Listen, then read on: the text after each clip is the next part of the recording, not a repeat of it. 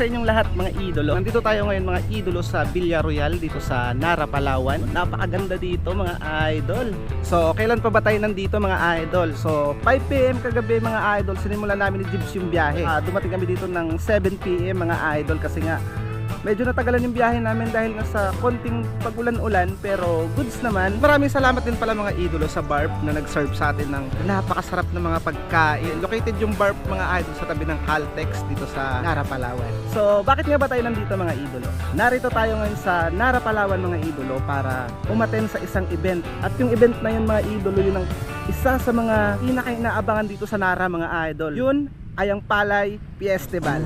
Alright?